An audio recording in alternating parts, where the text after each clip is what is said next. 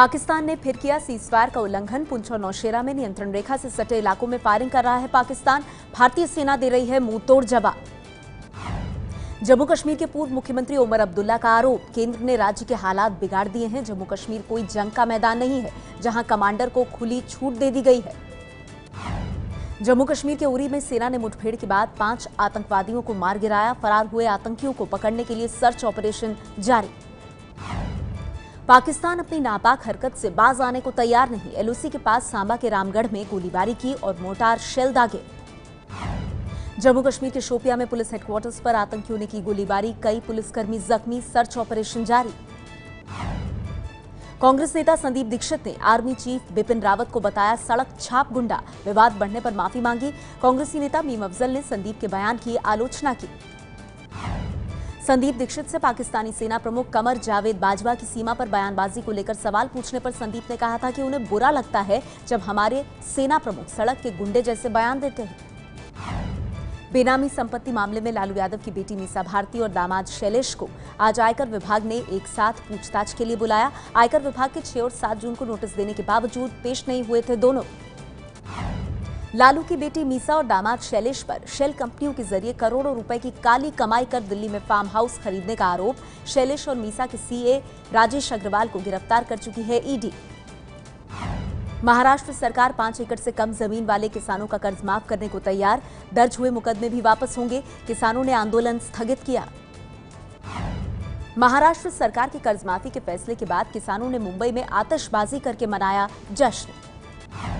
NCP के अध्यक्ष शरद पवार ने किसानों की कर्ज माफी के फैसले को ऐतिहासिक बताते हुए कहा कि सरकार इस फैसले को तुरंत लागू करे जिससे किसानों को राहत मिले। महाराष्ट्र के सीएम फडणवीस कह चुके हैं कि राज्य सरकार के पास कर्ज माफी के लिए पर्याप्त पैसे नहीं है, तो केंद्रीय वित्त राज्य मंत्री अर्जुन राम मेघवाल भी बोले केंद्र के पास कर्ज माफी के पैसे नहीं हैं।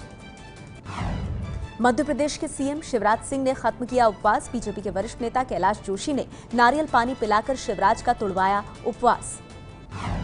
गुजरात में पाटीदार आंदोलन के नेता हार्दिक पटेल आज मध्य प्रदेश के मंदसौर जाएंगे। पुलिस की पिटाई में मारे गए 5 किसानों के परिवारों से मिलेंगे।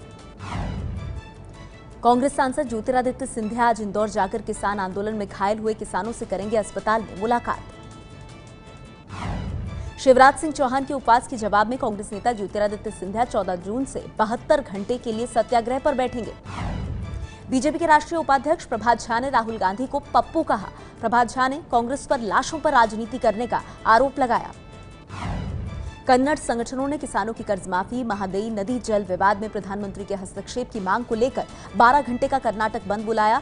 कलबुर्गी शहर में बंद का असर नहीं। दिल्ली बीजेपी के अध्यक्ष मनोज तिवारी आज सुबह सुबह मंडी हाउस इलाके में साफ सफाई का औचक निरीक्षण करने के लिए पहुंचे। कूड़े पर रिपोर्ट दिखाने के लिए एबीपी न्यूज को धन्यवाद कहा। उत्तर प्रदेश के मुख्यमंत्री योगी आदित्यनाथ आज प्रधानमंत्री मोदी से मिलने दिल्ली पहुंचे। बताया जा रहा है कि रूटीन मुलाकात के लिए योगी पीएम से मिलने आए हैं।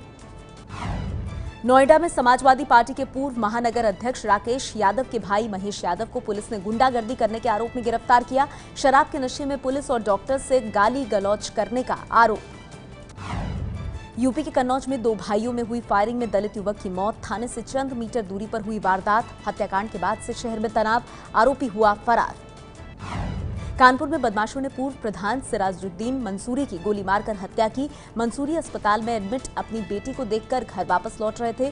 पुलिस इसे आपसी रंजिश का मामला बता रही है। गुजरात कांग्रेस अध्यक्ष भरत सिंह सोलंकी नहीं लड़ेंगे दिसंबर में होने वाला विधानसभा चुनाव। कहा संगठन को मजबूत कर बीजेपी को यहां से उखाड़ना है।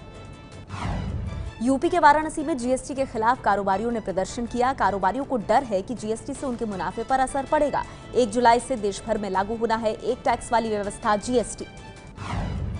श्रीनगर में कारोबारियों को जीएसटी की जानकारी देने के लिए वर्कशॉप का आयोजन।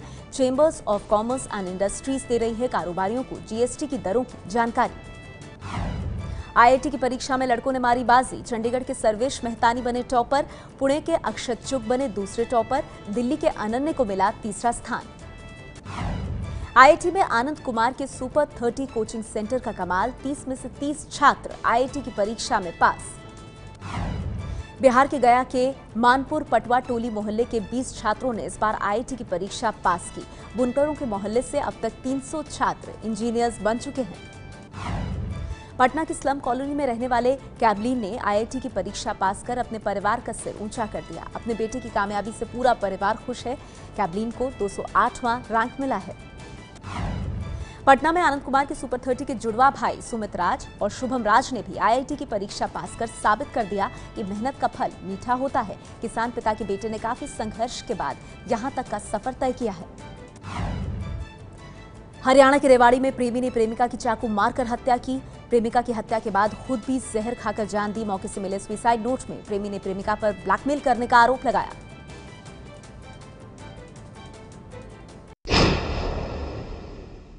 ये है एबीपी न्यूज, आपको रखे आगे।